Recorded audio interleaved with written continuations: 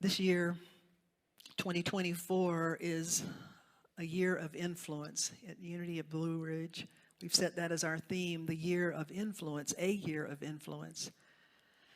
And so at the beginning of the year in January, we've been exploring different ways that we can think about the concept of influence. And today, we're looking at the idea of influence through what it means to have a beneficial perspective.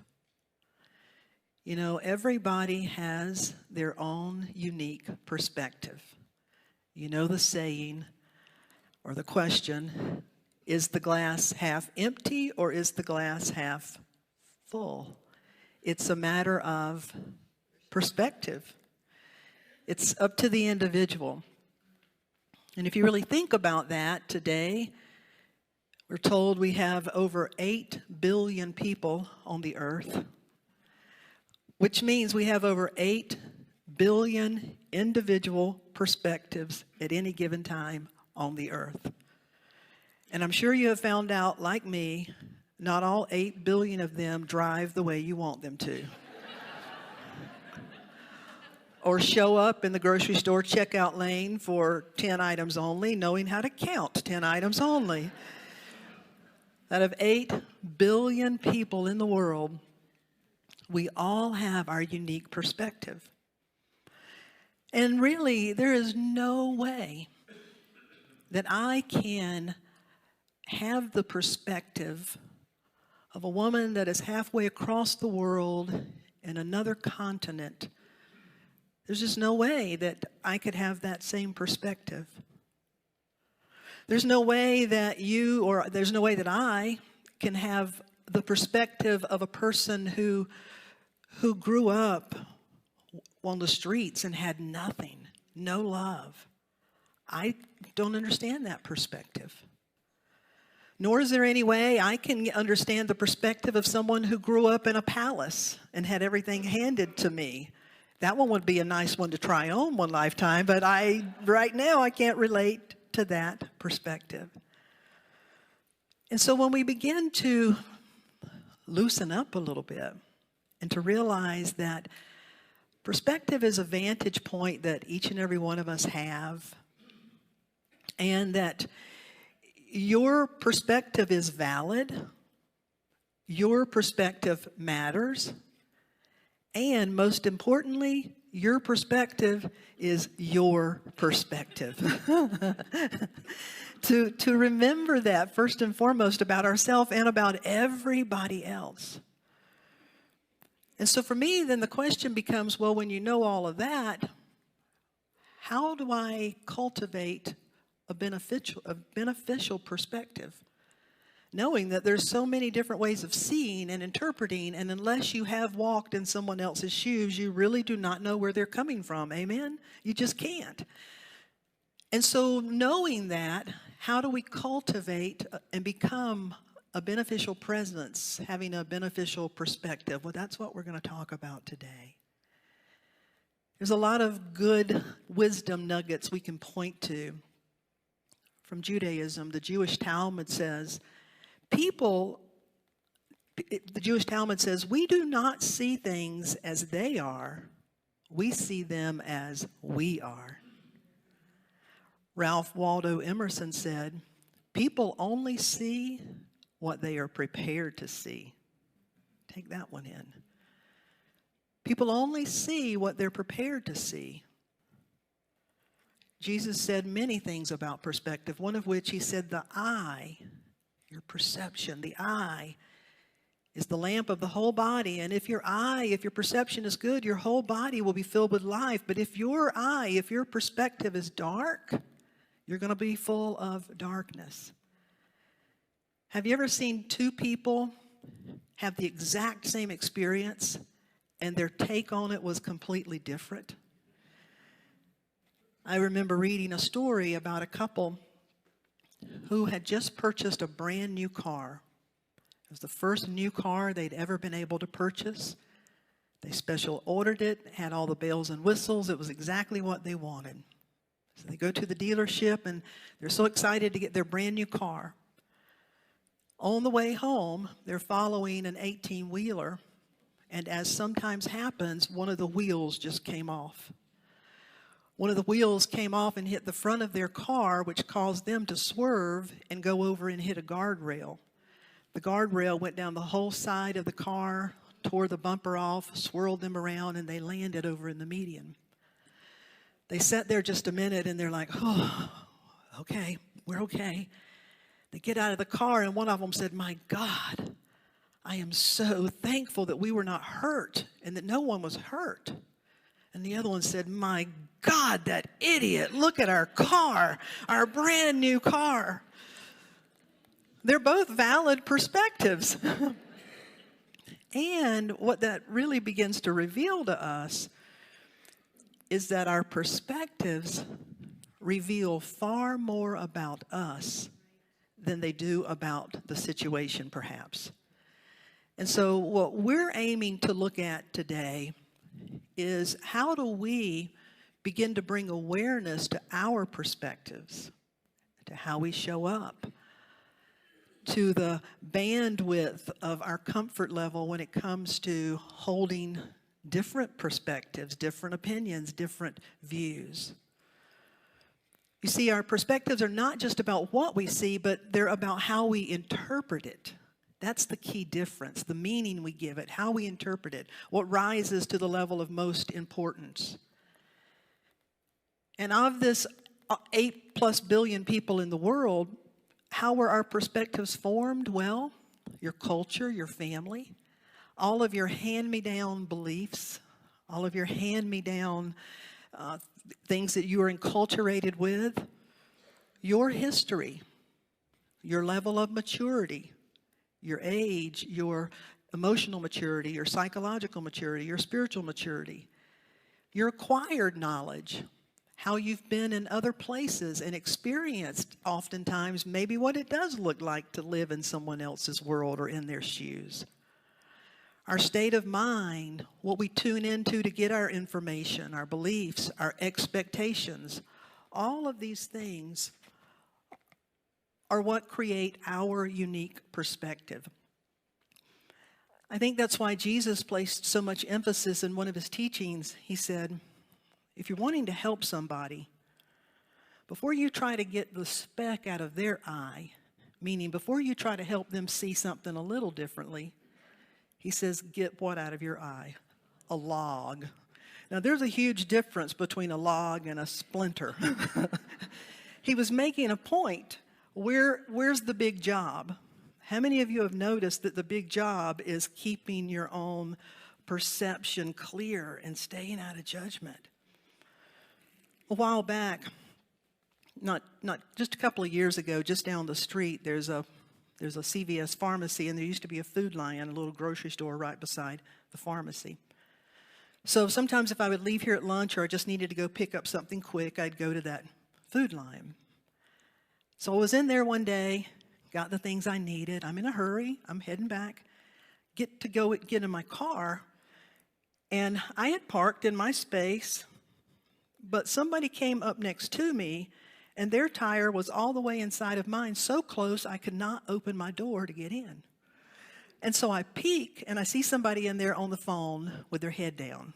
So I thought, okay, I might have been a little irritated, but anyway, I went around I have an SUV, so I open it up, I put my stuff in, loudly close the door, go push my cart up as loud as I can be, and to get back, the head is still down in the phone. So I go over to the window. I said, excuse me, you're parked so close to me, I can't get in. And so now I see this,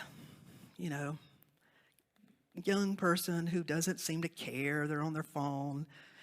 And I maybe started having some judgments.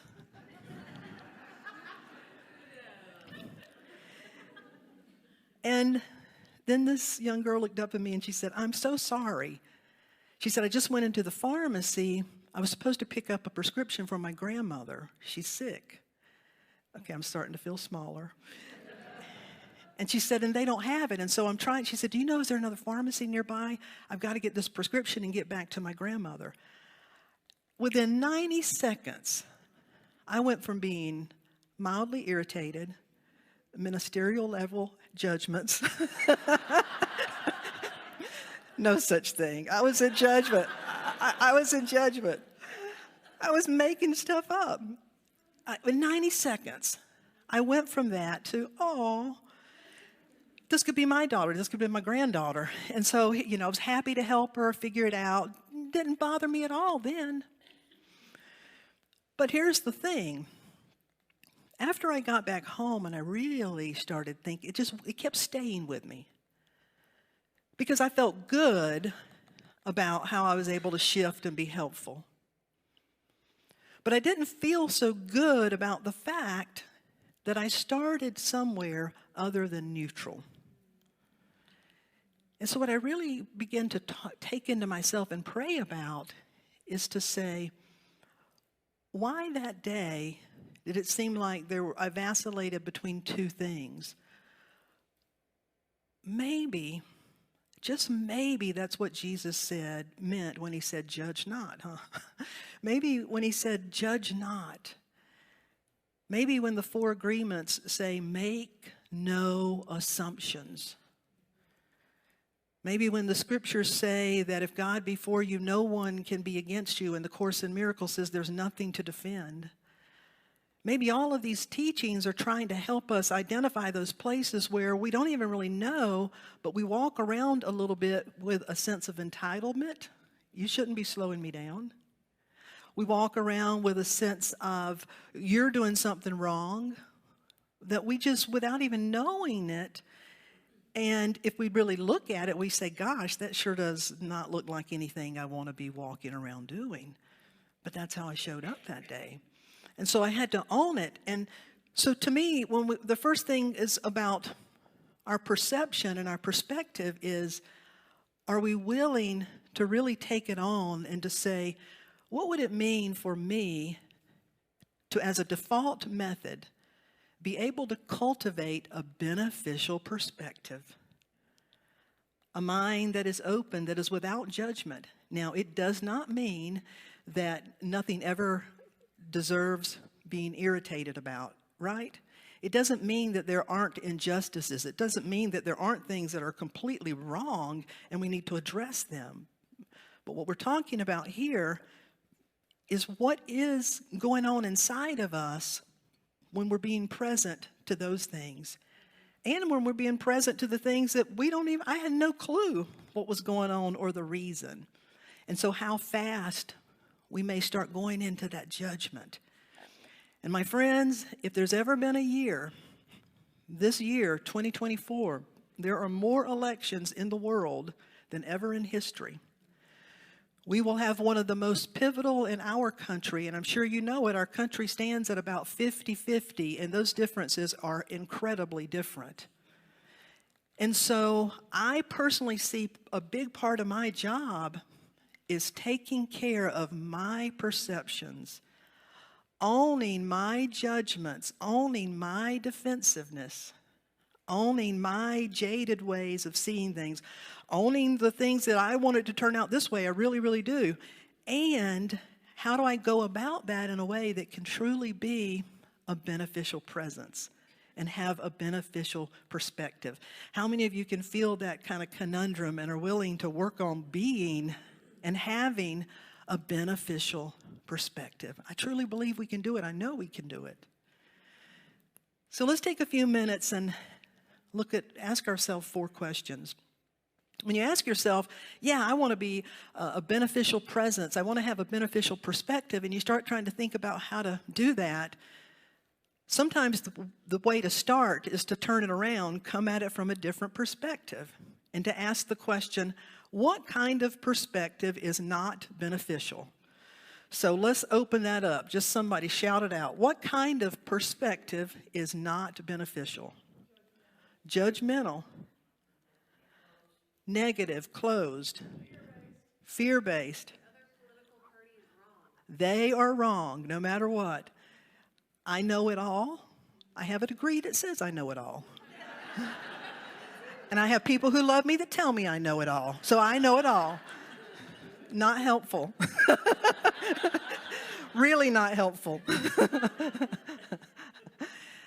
When there's arrogance, when there's fear, when there's pride, when there's denial, projecting, defending, scarcity, fear, prejudice, ego, all of those, all of us wear our lenses that we see through. Remember, there are 8 million plus perspectives. You have it, you own it. You have your preferences, that's okay.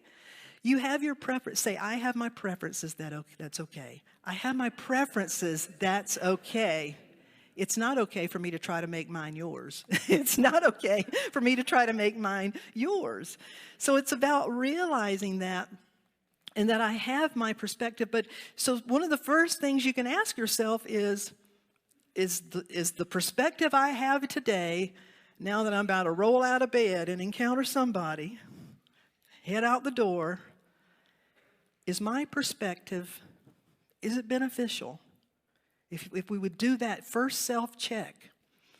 And then to bookend it, at the end of the day, it only takes like 2 minutes. At the end of the day, when you're getting ready to go to bed, just sit for a couple of minutes first and close your eyes and say, Holy Spirit, help me see.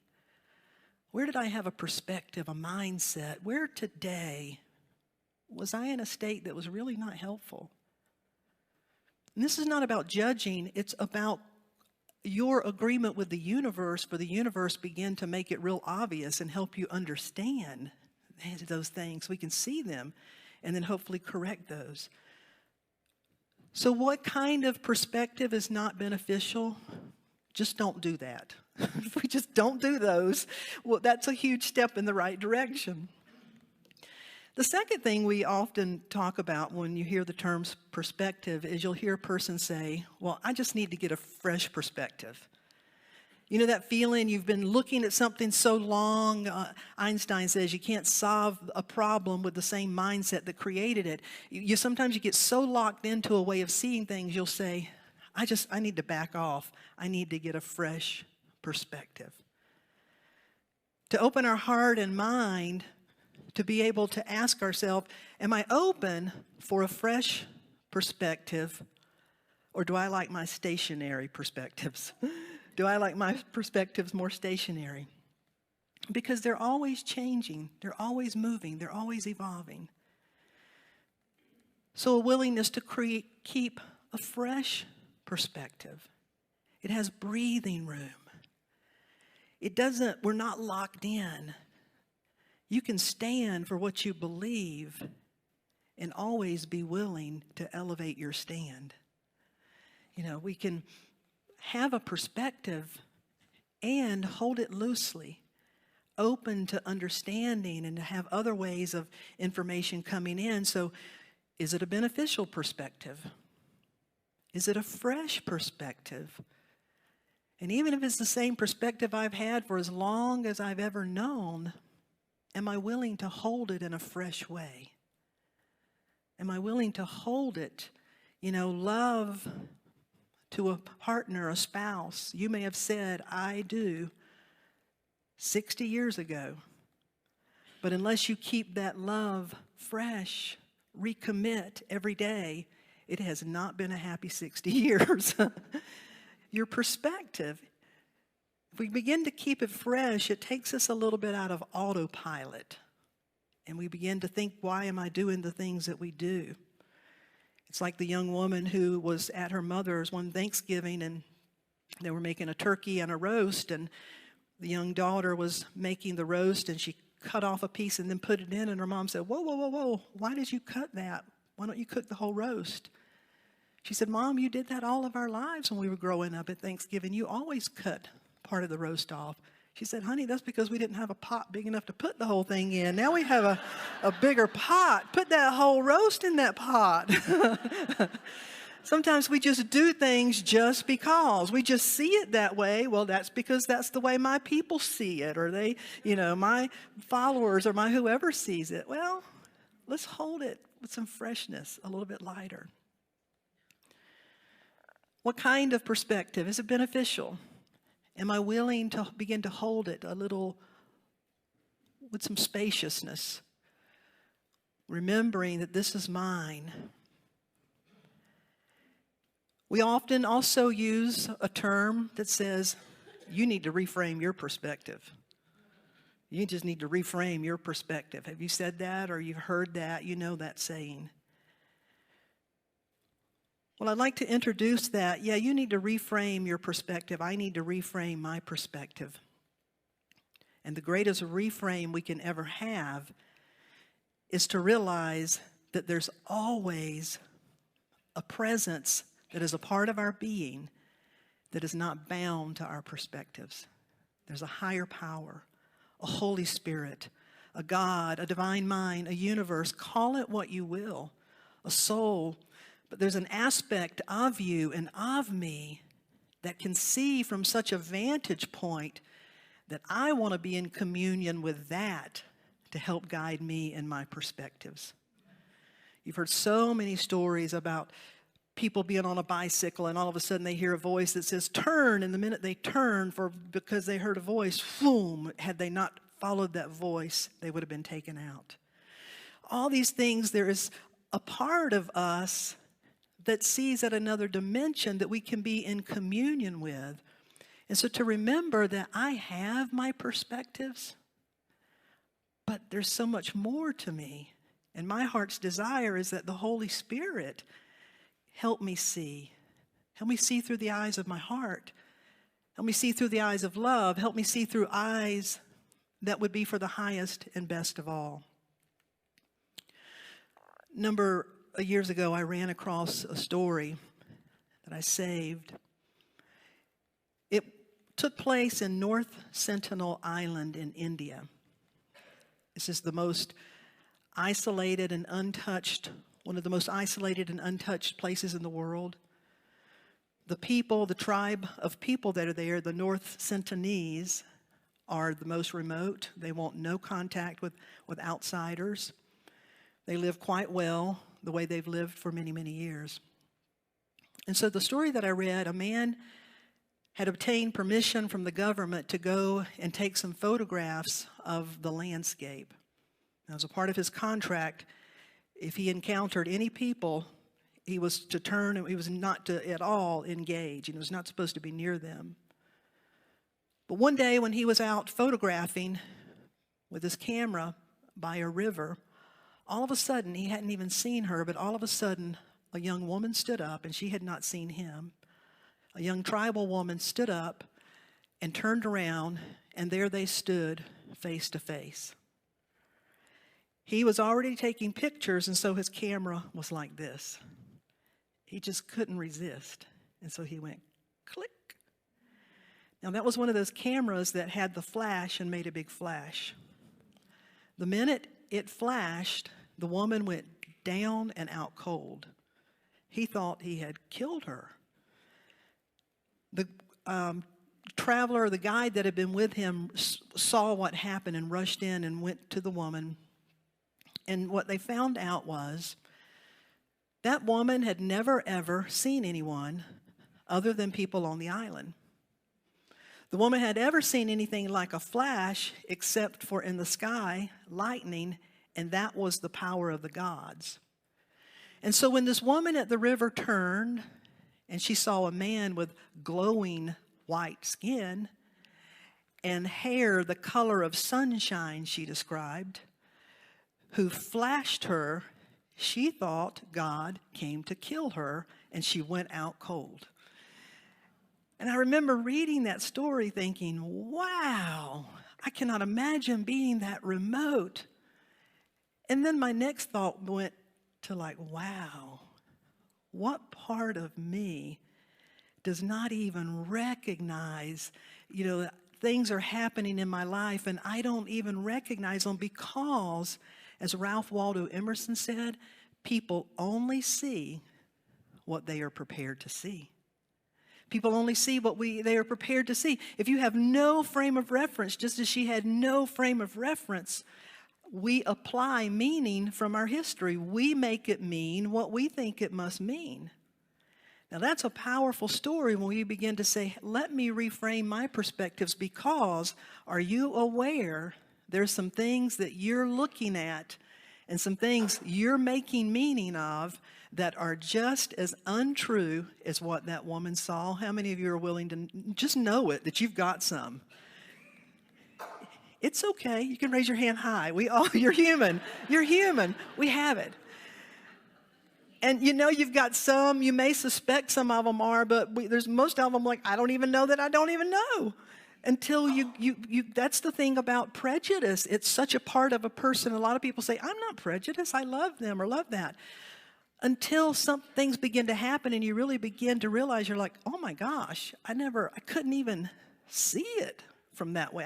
I had no frame of reference to even think from that way. It creates beautiful humility. And to me, there's great joy in this because it begins to open you up to say, this is the way I see it. You reframe the perspective and for each of us to have the willingness to say, okay, from where I stand, this is the way I see it. Tell me how you see it. I'm interested to know how you see it. Holy Spirit, from where I stand, things look pretty, I don't even see an option from where I stand. And yet, from a higher vision, from a greater perspective, help me encounter my next move. Help me discover the next thing I need to know to unlock what needs to be unlocked in me. Can you feel that in perspective? Sarah, would you and the band come on up? Our perspective. What kind is beneficial? What kind is not beneficial? We aim and set the intention to have a beneficial perspective. Number 2, to keep it fresh. Is it a fresh perspective or is it stationary? The great minds in the world are the ones who don't get attached to ideas. It's like, yeah, this has worked in the past, but it may not work anymore. This has been applicable up until now, but maybe there's a better way to do it now. That's the beauty, and that's why we have new little ones being born every day, because they are not born with baggage. Have you ever discovered that a child could be the greatest teacher and could say the absolute most brilliant things? Yeah. Is it beneficial? Is it not? Is it fresh? Help me to reframe it. First of all, to know I am more than my perspectives. You are more than your perspectives. And my friends, that's where compassion comes in. And that's what's going to be so important as things get more and more heated, to be able to believe what you believe. Open and discuss to the degree there can be some healthy dialogue. And if it can't be healthy and there's just no dialogue, and even if you just completely don't understand, to realize I'm in relationship with some perspectives here that I don't understand. But no matter what, you are a divine creation. You can feel the difference. It creates something that our world needs, that we need. To be able to have those quality of conversations and to learn and to grow. Because what we're doing is that in us that is doing that is not bound by the idea, but it's the divine light coming through and expressing through us in those moments. The final thing is put things into perspective. How many of you have ever been going about your life and you had a diagnosis or a death or a huge loss that, as my grandmother would say, yanked a knot in your get-along, and it just made you put everything in perspective? How many of you have had a time like that? When you think this is important and then a major something happens, it will reshuffle your whole reality. What you thought was important doesn't matter quite as much anymore. Every day is an opportunity for us to do that ourselves, to help me put things in perspective. What matters most? I want to share a closing story from Tattoos on the Heart. This book is by Gregory Boyle. He's a Jesuit priest. He's a founder and director of Homeboys Institute in California. He's got the most successful gang rehabilitation program in the United States, perhaps in the world. He's done remarkable work. I've had the pleasure of hearing him speak in person. And he told this story, which comes from his book, that to me just sums this all up. When we talk about, getting our perspectives in order, what matters. He began by saying the strategy of Jesus is not centered on taking the right stand on issues, but rather for Jesus, it was about standing in a right place. For the Buddha, it was about standing in right relationship first and foremost, and then being present to the issues. The church that Father Boyle pastors had made a commitment that they would stand in solidarity with the undocumented workers in California. So one of the decisions the church made was that they were going to allow them to use their sanctuary to be shelter for the undocumented workers. Having them was a great idea, he said, but it also came with the particular odor of about 100 or so men who slept in the sanctuary every night. He said, well, people started to complain. And his philosophy is, well, if we can't fix it, let's feature it. So he decided to start one of his homilies, one of his sermons one Sunday, and this is what he did. He looked out at the congregation and he said, what does it smell like in here? People are mortified. Eye contact ceases. Women begin searching inside their purses for they not even know what for. Come on now, I throw back at them. What's the church smell like? Smells like feet. Don Raphael boomed out. He was old and never cared what anybody thought. Yep, smells like stinky feet. Excellent. But why does it smell like stinky feet? Because many homeless men slept here last night, says a woman. Really? Why do we let that happen? Another one said, it's what we've committed to do. Well, why would anybody commit to let people sleep here that have stinky feet at night? Because it's what Jesus would do. Well then, now tell me, what does this church smell like? One man stood up and he said, it smells like commitment to me. The place began to cheer. Guadalupe, a little woman, got very excited and waved her arms and said, it smells like roses to me. The packed church roared with laughter, with a newfound sense of connection and kinship that embraced someone else's odor as a part of their own reality. The stink in this church has not changed, only how the folks see it. Isn't that a beautiful story?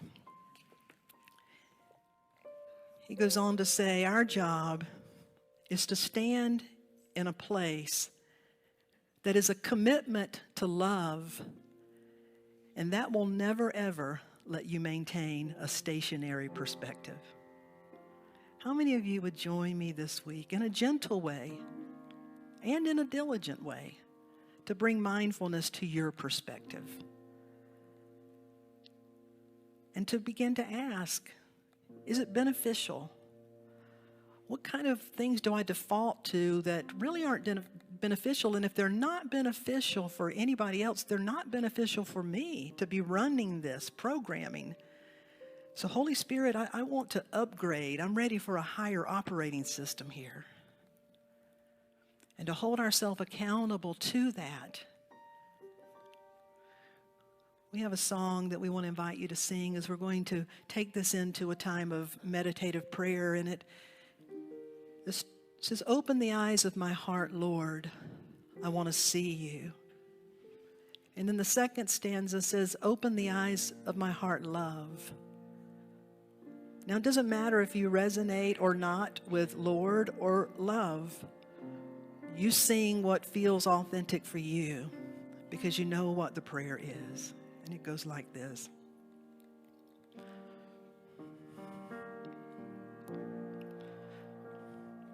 Open the eyes of my heart, Lord.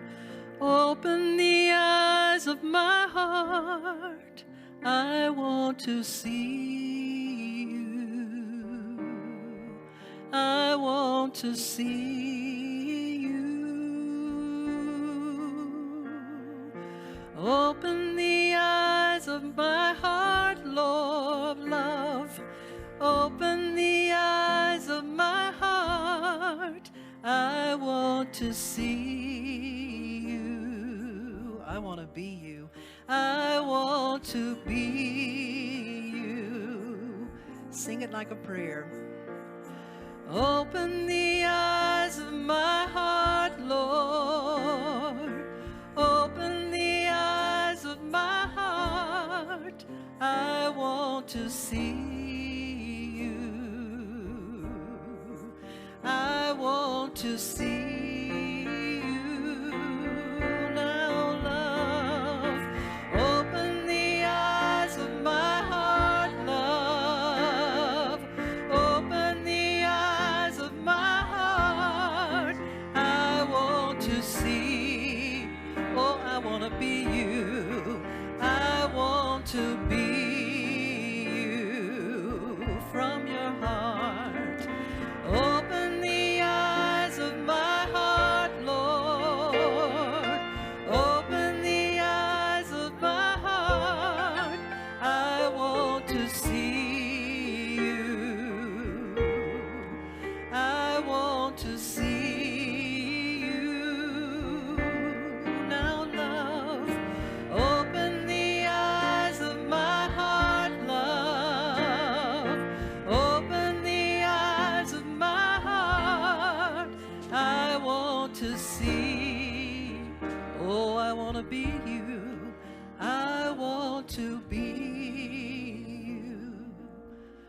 So with your eyes closed,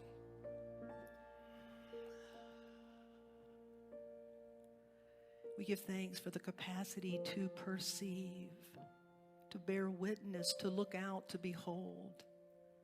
The scriptures say, open your eyes and see. The scriptures say, to the one who has eyes to see, let him see. And the scriptures say, let your eye be single. It acknowledges the spectrum of the ways that we behold and we see. Yes, we see through a means of comparison. I am that, I am not that. I like this, I do not like that. This is safe, this is not safe. It is a necessary form of perceiving in order to keep you alive. And that is to be mastered and never to have mastery over you. For if you stop at a level of mere survival, you have already died, for you are not living. And so we begin to cultivate a higher level of seeing that begins to behold. It begins to bear witness. It begins to realize that you are a presence, you are a mind, you are a spirit. And you have the capacity to see and behold. You have the capacity to entertain different ways of underseeing. You have the capacity to draw judgment and believe it means this and apply meaning, but you are far more than that. And to stop at this level is to allow experience to dominate your world. It is to be mastered by all that you see. It is to be governed by all that you encounter. It is to be reduced to the effects of your life and miss the greatest gift, and that is you are pure presence. Much of our world is at this level, at this day and age, and many are breaking through to another level. Now, the tendency is to move into judgment of a higher versus a lower, and yet if we've done that, we're not ready. This is not a better or less than. This is an opening to different levels of potential. And there is an opening, there is a way to see, to perceive, to be present. That is, as the sky would bear witness to every cloud that passed by. As the sky would be able to be part of any storm and any darkness or any sunlight, and yet never diminish its true essence. Never diminish that it is that which holds it all in place. And so you are moving into a space of awakening, of being able to hold differing perspectives even within yourself.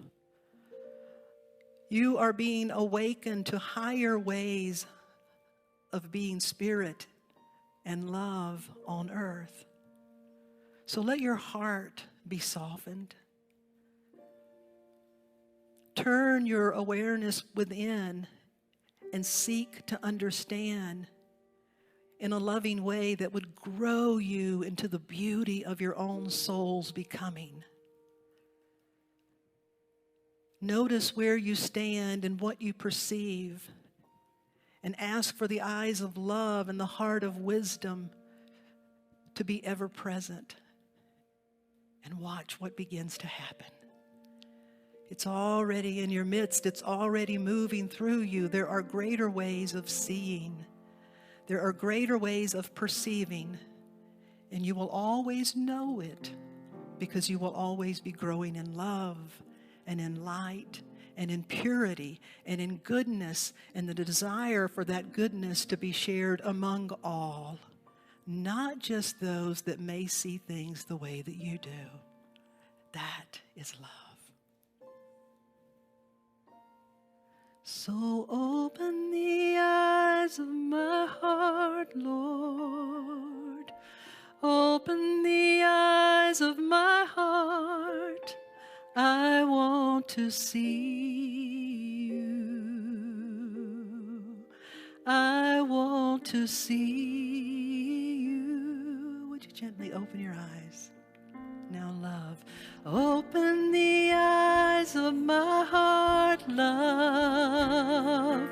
Open the eyes of my heart.